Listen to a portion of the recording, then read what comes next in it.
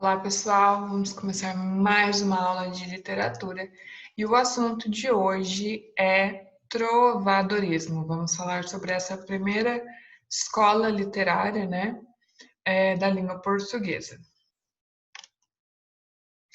Essa foi a primeira manifestação literária, como eu já disse, da língua portuguesa. Até então era utilizado a linguagem provençal, né, que não era exatamente a língua portuguesa. E aqui foi quando Portugal começou a ganhar notoriedade, né, como nação. E então vem a primeira escola literária da língua portuguesa. Naquela época, né, aconteceu entre o século XI e o século XIV, então eles estavam ali na Idade Média, e naquela época os valores eram regidos pela Igreja, né, o que valia era o teocentrismo, que é a filosofia em que Deus está acima de tudo, né, ele é o centro de todas as coisas. Tel, né, de teologia, centrismo de centro. Então, Deus era o centro de todas as ações. A igreja tinha um poder muito forte sobre aquela sociedade. Quem já conhece a história, né, da Idade Média sabe bem disso, que a igreja regia, né, as leis e as ordens. E no trovadorismo há uma relação muito forte entre a poesia e a música. Naquela época, boa parte do povo não sabia ler. Então, as poesias, né, eram cantadas por trovadores, né? Daí vem o nome do movimento. E trova significa canção, né, é uma melodia. Então, todas as poesias eram cantadas, né? E eram cantadas em grupo, geralmente, por isso eram chamadas de cantigas. Havia, né, os gêneros lírico e satírico. O lírico é aquele em versos, né, os poemas. O satírico envolve sátira, né, ironia. Veneração ao ser amado. Em muitas das cantigas, a gente vai ver uma grande assim, homenagem ao ser amado, um grande também sofrimento pela pessoa amada. Há também retratação de amizade e crítica, né, ao sistema político-social. A época vivia na época do feudalismo, então era um monopólio da realeza e do clero, o povo era muito explorado, né? Então eram feitas também críticas ao sistema político e social, com trocadilhos, ironia e vários pontos diretos também, né? Haviam formatos em que eles diziam diretamente o que eles queriam dizer. Esses são alguns dos principais autores, né, no trovadorismo, né? Ricardo Coração de Leão, Afonso Chances, Dom Diniz I de Portugal, João Zorro, Paio Soares de Traveiroz, Paio Gomes Charinho, Martim Kodax, Pedro III de Aragão. Eu trouxe algumas cantigas de alguns deles para a gente analisar aqui hoje.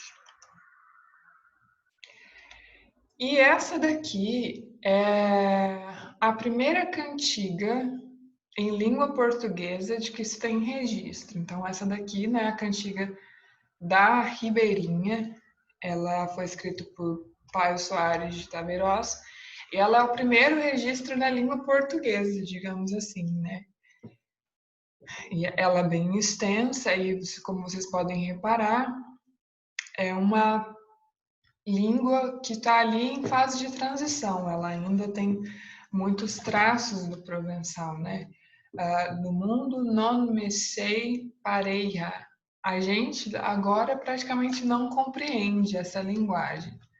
A gente sabe que há traços, ó, Mia, Senhor, branca e vermelha. Queredes que vós retraia, quando vos eu vi, ensaia. Então, há traços, né, daquilo que a gente chama do português de hoje, mas é uma língua bem antiga, né, em fase de transição. Então, esse é o primeiro registro que se tem da literatura de língua portuguesa. Ok? Então, nas especificações, né, das cantigas, que eram como eram chamadas, né, as poesias, os poemas, nós temos algumas variações que são, sendo a primeira delas, cantiga de amigo. Nesse contexto, né, da cantiga de amigo, o eu lírico é feminino, mas quem escreve geralmente é um homem, né? Um homem escreve como se fosse uma mulher. Então, quem lê tem a sensação de que é uma mulher que está falando, né? Que está dialogando, que está exprimindo os seus sentimentos. Mas, na verdade, quem escreve é um homem. O cenário é a zona rural, então há ali a relação da nobreza com, né, as pessoas ali do campo, os trabalhadores rurais.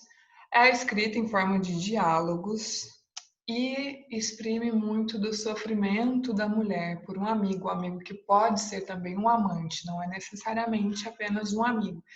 Então, essa mulher que narra, né, que faz esses diálogos dentro da cantiga de amigo, ela estará sempre sofrendo muito. Esse eu lírico vai sempre lamentar, questionar, chora. E é bem dramático, porque ela sofre muito pela perda ou pela ausência, né, do amigo, do amante. Então, vamos ver aqui um exemplo da cantiga de amigo.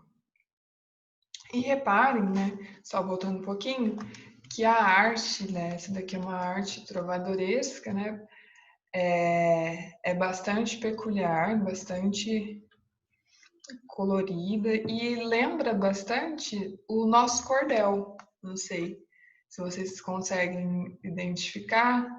Ela lembra bastante a nossa literatura de cordel. E ela também, né, era escrita em livrinhos que chamavam-se cancioneiros.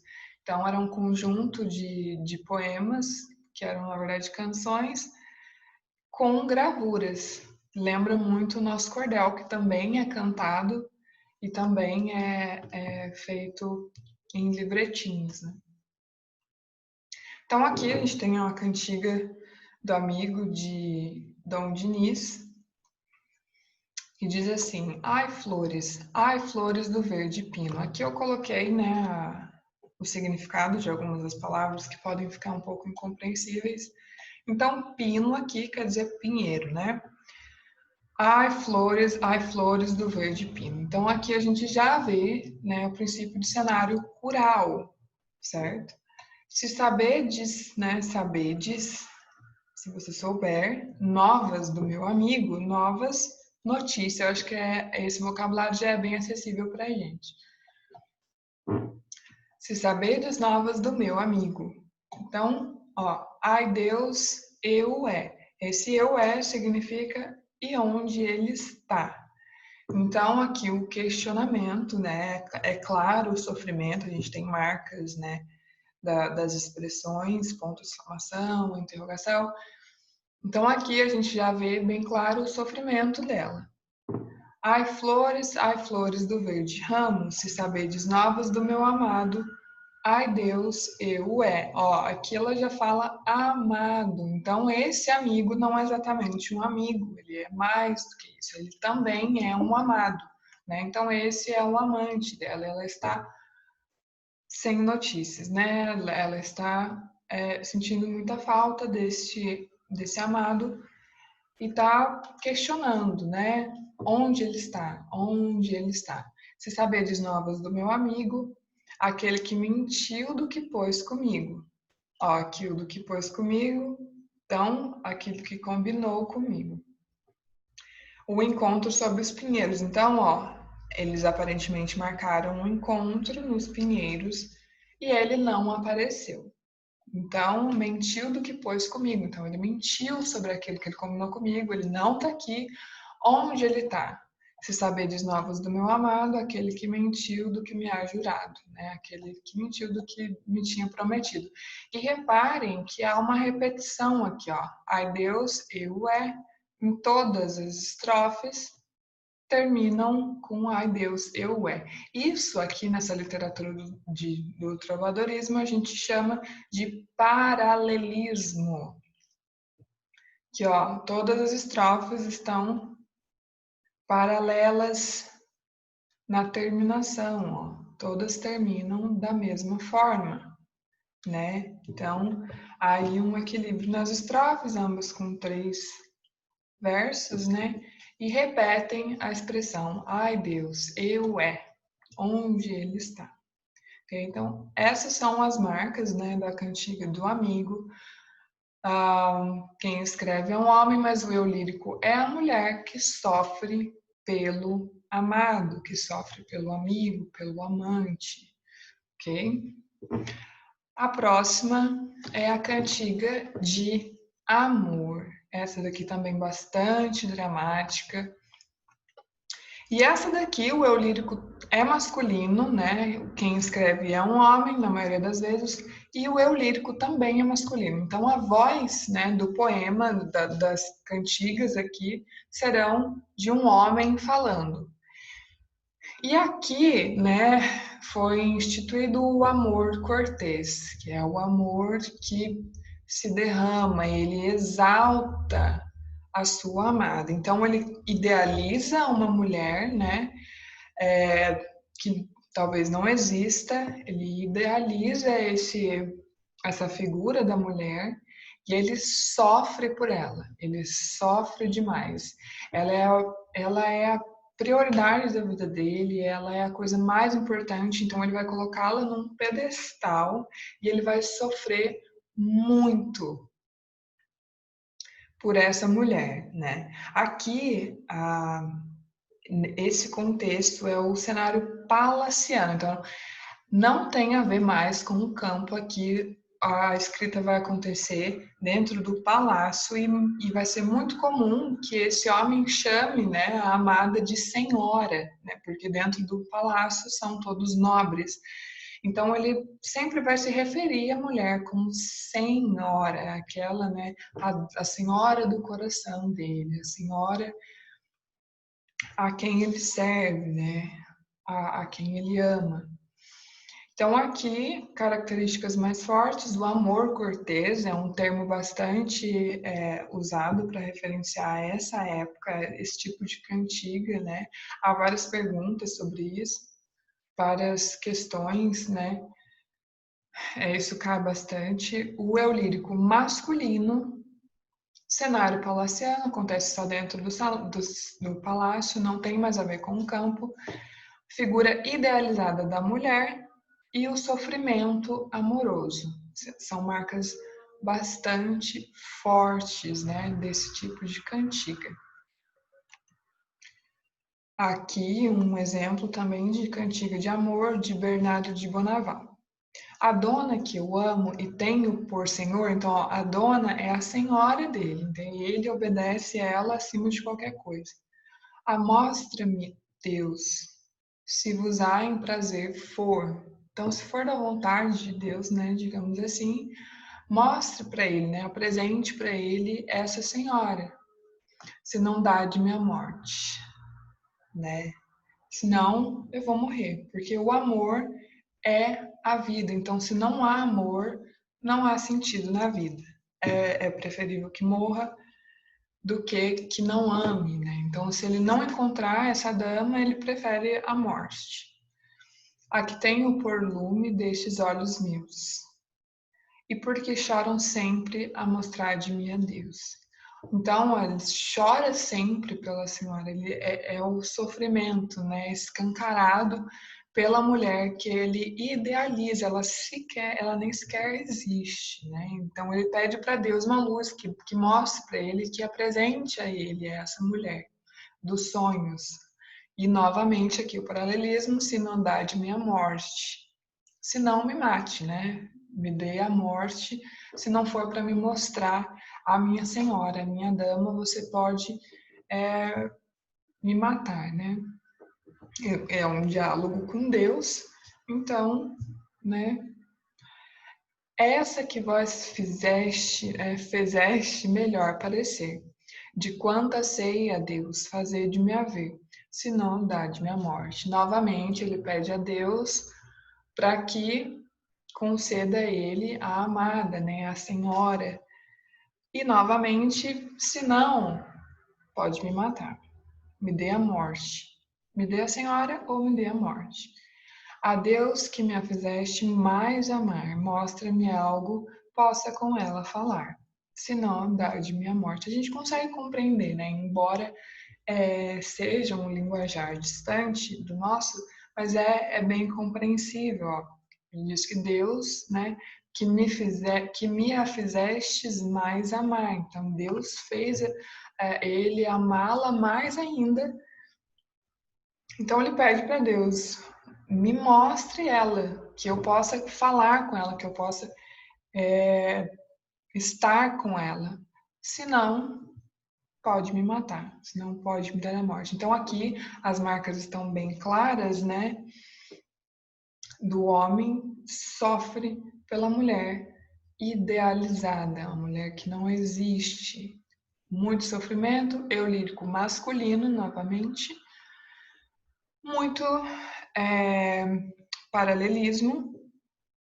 E essas são as marcas, né, as principais características da cantiga de amor.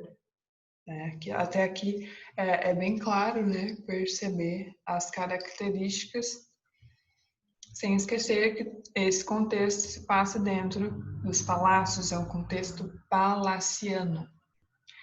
A próxima, cantiga de escárnio. Aqui, né, já acaba um pouco do romance, daquela coisa da senhora, do amigo, e aqui a cantiga parte para uma crítica aos sistemas político e social.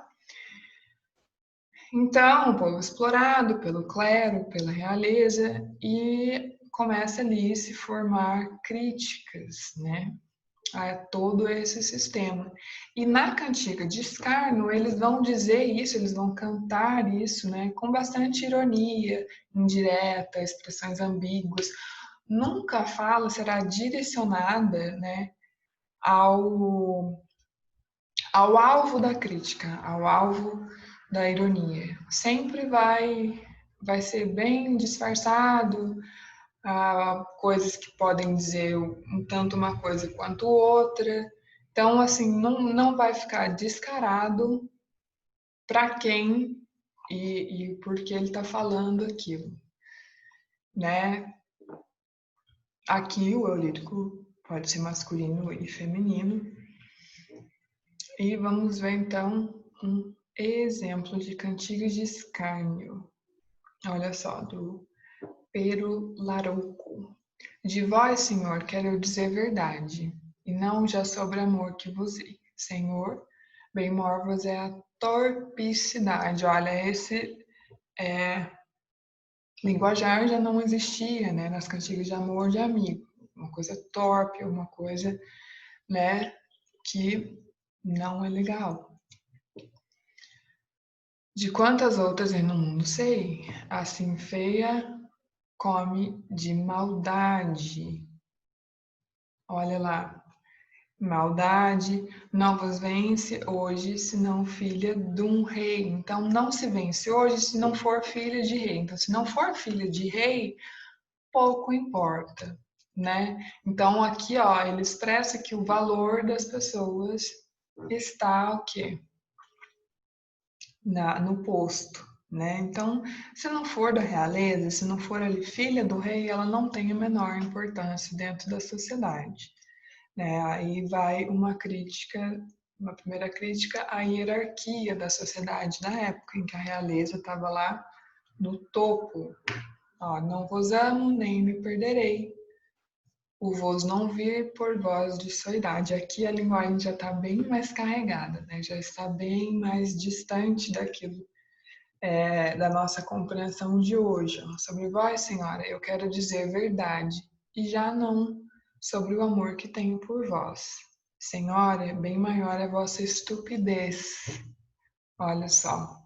Ele fala da senhora, a senhora é uma senhora nobre também, né, dentro ali do palácio. Bem maior é vossa estupidez do que a de quantas outras conheço no mundo, tanto na feiura quanto na maldade. Não vos venci hoje, senão a filha de um rei. Eu não vos amo, nem me perderei de saudades por vós, quando não vos vir. Um paralelismo de novo, né? Eu não vos amo, nem me perderei. Novamente. Então ele faz uma crítica, ó, diz que ela é estúpida, feia, má e que, né, não vale nada além do posto de filha do rei. Então essa senhora que é nobre e o seu único valor é ser nobre. Então, uma crítica ali à sociedade real da época, né? A realeza. Isso é bastante claro nas cantigas de escárnio, embora a linguagem seja mais, nessa daqui esteja mais distante, mas ainda é bem perceptível a crítica, né? A crítica implícita, ambígua, confusa, né? Não está falando na cara de ninguém, não está citando nomes, não está especificando ninguém, mas consegue fazer a crítica, ser irônico, né? Então, ele faz esses comentários, essas críticas e não direciona isso para ninguém em específico, né? Essas são as cantigas de escárnio. Aqui o eu lírico é masculino, né? Ele fala da senhora, também fala do senhor, né? E a última é a cantiga de maldizer. Nas cantigas de maldizer, a linguagem já era bem direta, né? Era uma linguagem explícita, muitas vezes com conteúdo bem pesado, as expressões de baixo calão, e isso era muito comum. E aqui a crítica ela era direcionada, ela era para alguém, né, real e que estava ali dentro da sociedade incomodando quem, né, estivesse cantando. Então aqui a linguagem será mais aberta, né, menos preocupada com romance ou qualquer coisa do tipo.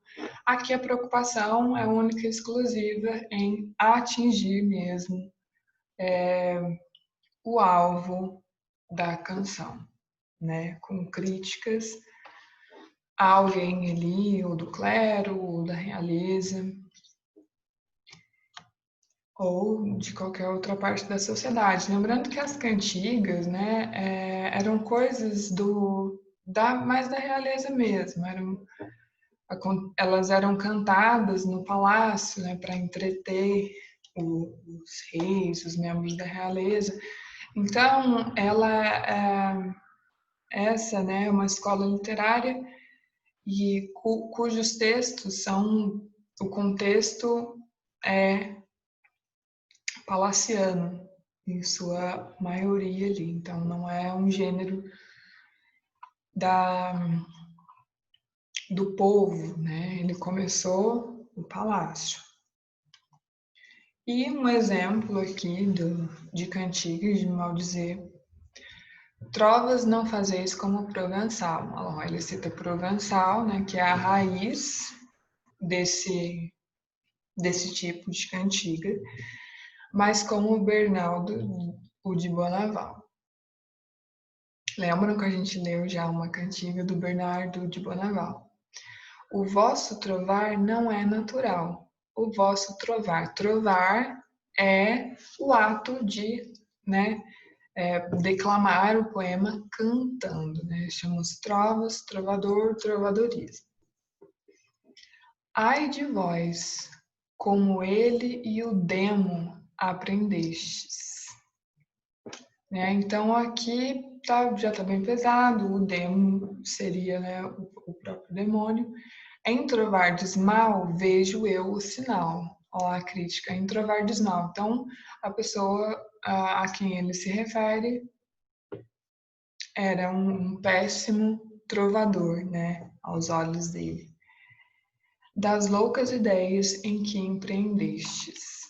Loucas ideias em que empreendestes. Essa linguagem está mais bem acessível, então a gente consegue compreender que ele está fazendo uma clara crítica, ele faz comparação e ele pega pesado aqui, fazendo comparações e insultando, né? Isso era muito comum na cantiga de maldizer, como o próprio nome diz, maldizer, né? Eram insultos pesados a pessoas específicas, né? Nesse caso, ele fez comparação com o Bernardo de Bonaval, né? Que essa pessoa não sabia travar como ele, e aqui há, né?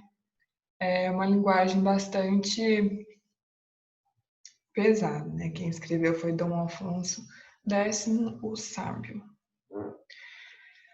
E, né, recapitulando, então, o trovadorismo aconteceu ali no começo da Idade Média, né? Ele é caracterizado por cantigas, por conta de o povo, né, a massa não saber ainda ler, então os poemas eram cantados.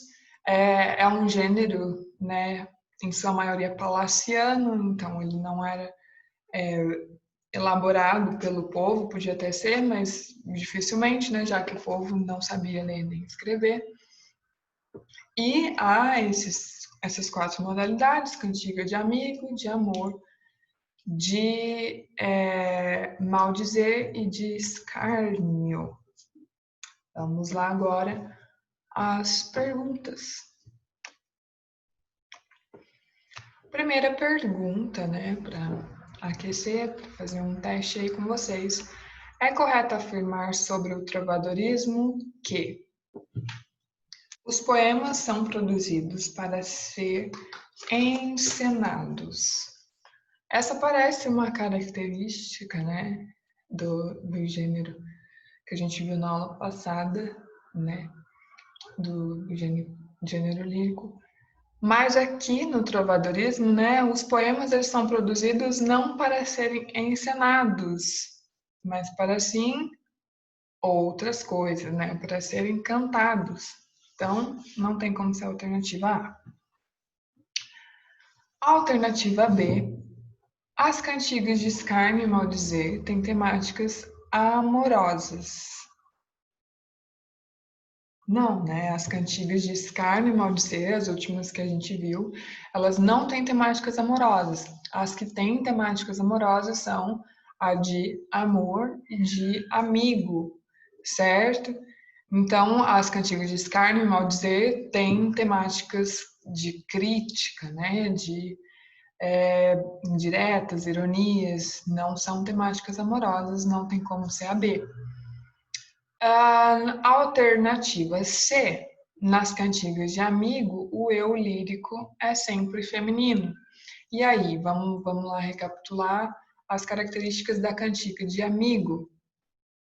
É um homem escrevendo, mas qual é o eu lírico que escreve, né, para o amigo, que faz o diálogo, que pergunta, né, para Deus, onde é que está o meu amigo, meu amado? O eu lírico é feminino, sim. Então, a letra C está correta. Nas cantigas de amigo, o eu lírico é sempre feminino. Essa é a alternativa correta. Vamos ver a D. As cantigas de amigo têm estrutura poética complicada. Não, na verdade, nenhuma delas tem, né? São linguagens, são estruturas simples, poucas estrofes, versos pequenos. Letra E, na alternativa E, as cantigas de amor são de origem nitidamente popular. Não, né? Acabamos de ver que as cantigas de amor aconteciam num contexto palaciano, então não tem como ser de origem popular, né? Era ali de origem da nobreza, dentro do palácio. Então, a alternativa correta é a alternativa C. Próxima. Assinale a alternativa incorreta a respeito das cantigas de amor, aquela, né, com eu lírico masculino cantando para uma imagem, né, uma mulher idealizada.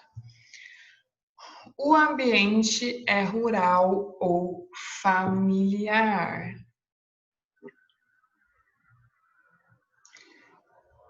O ambiente é rural ou familiar? Sim ou não? Sim, né? O ambiente não é rural nem familiar, né? A gente fala de cantiga de amor, muito cuidado para não se confundir. Aqui está pedindo a alternativa incorreta. Então, aqui na primeira você já descarta, porque o ambiente rural pertence às cantigas de amigo. Nas cantigas de amor, o ambiente não é rural e nem familiar. Acontece, né, dentro do palácio. A alternativa B, o trovador assume o eu lírico masculino, é o homem quem fala. Sim, né? A gente já viu que é sempre o homem que fala nas cantigas de amor, até porque a idealização é sobre uma mulher. Tem origem provençal, sim, as cantigas de amor têm origem provençal, né? Naquela região ali da França. A alternativa D expressam a coita amorosa do trovador, né? É o sofrimento amoroso, digamos assim, do trovador por amar uma dama inacessível. Sim, as cantigas de amor expressam sim essa coita, né? Que é o sofrimento amoroso do trovador, daquele que canta, né? Por amar uma mulher idealizada, inacessível, que muitas vezes não existe. Alternativa E, a mulher é um ser superior, normalmente pertencente a uma categoria social mais elevada que a do trovador. Lembram-se das senhoras? Então, é sempre alguém, uma mulher que é idealizada e quando ela de fato existe, ela é inacessível. Então, ela é alguém que está muito acima desse trovador. Então, até por isso é muito difícil, né? Por isso que ele sofre muito, porque naquela época, claramente, uma mulher da nobreza não ficaria com um homem que não fosse também da nobreza. Então, por isso ele sofre tanto, ele chora tanto e ele pede tanto, né? Então, aqui, a alternativa incorreta é sobre o ambiente, a alternativa A, o ambiente rural familiar, que não é o cenário das cantigas de amor. Terceira questão, sobre a poesia trovadoresca em Portugal, é incorreto afirmar que, vamos lá, atrás do incorreto novamente. Alternativa A, refletiu o pensamento da época marcada pelo teocentrismo, o feudalismo, valores altamente moralistas. É incorreto afirmar isso? Claro que não, né? No trovadorismo, né, as cantigas realmente refletiam o pensamento da época, era marcado pelo teocentrismo, na época que a igreja estava acima de tudo. O sistema era o feudalismo, né, o senhor feudal que explorava ali o povo, e valores altamente moralistas, né, devido ao comando superior da igreja. Então, valores altamente moralistas. Está correto? Não é incorreto. A alternativa B representou um claro apelo popular à arte que passou a ser representada por setores mais baixos da sociedade. E aí? Né? A gente fala do trovadorismo, das cantigas. E uma marca era que era algo palaciano, então não era um apelo popular à arte, né? As pessoas precisavam saber ler e escrever para poder fazer, para poder escrever os poemas, para poder cantar e tudo mais. Então não era algo popular, não tinha como. Então a alternativa B é a correta, é a incorreta, né? Porque ela não representou um claro apelo popular e não passou a ser representada por setores mais baixos da sociedade, né? Até pelo fato da igreja restringir, né, o conhecimento das pessoas na época. Alternativa C pode ser dividida em lírica e satírica, sim, né? Alternativa D, em boa parte de sua realização, teve influência provençal, teve muita influência provençal, né? Como eu já falei no início, que essa era a língua, antes de ser chamada língua portuguesa, era a língua provençal. A alternativa E, as cantigas de amigo, apesar de escritas por trovadores, expressam o eu lírico feminino. Sim, as cantigas de amigo, aquela primeira lá que a gente viu, expressa eu lírico feminino, é uma mulher escrevendo para o seu amado. A última, nas cantigas de amor, o trovador expressa um amor à mulher amada, encarando-a como um objeto acessível a seus anseios.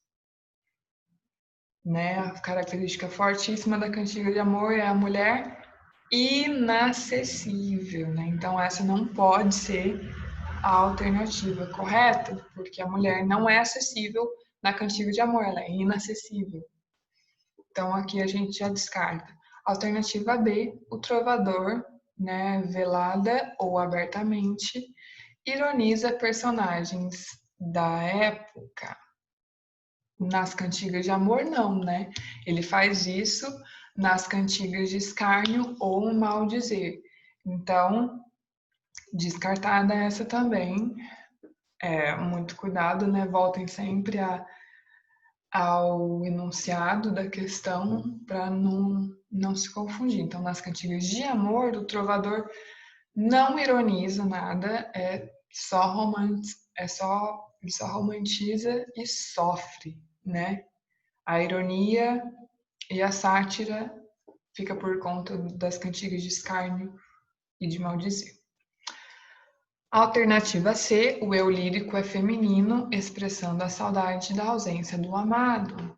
Mais uma vez, uma característica de outro tipo de cantiga, que é a cantiga de amigo, né? Quando o eu lírico é feminino. Aqui não, aqui na cantiga de amor, o eu lírico é masculino. Alternativa D, o poeta pratica a vassalagem amorosa, pois, em postura platônica, expressa seu amor à mulher amada. A vassalagem amorosa seria a devoção, né, a homenagem. Então, ele faz toda aquela. Ele é devoto àquela mulher amada em postura platônica, né? Platônico é aquele amor que não vai existir, né? Que não vai acontecer. Ele acontece apenas, né, na cabeça, né? É apenas um vislumbre. Não, ele não vai se realizar. Então, sim, né? Uma postura platônica expressa o seu amor à mulher amada. Sim, é uma expressão de amor à mulher idealizada e amada. Postura platônica, porque não vai acontecer, é inacessível. A prática da vassalagem amorosa, devoção, né? A mulher amada. Então, a alternativa D é a alternativa correta, porque apresenta as reais características da cantiga de amor. Na alternativa E, existe a expressão de um sentimento feminino, apesar de serem escritas por homens. Não, né? São sentimentos puramente masculinos, né? É escrito por homem e o eu lírico também é masculino. Então, são homens cantando, né? Escrevendo para mulheres amadas. Então, a alternativa aí também não tem como estar correta. Então, aqui é a alternativa D. E para a próxima aula, o assunto, né, a próxima escola literária será o humanismo, ok? Vamos adentrar um pouquinho mais a essa escola literária, trarei mais questões e espero por vocês, né? Na nossa próxima aula sobre o humanismo. Até mais!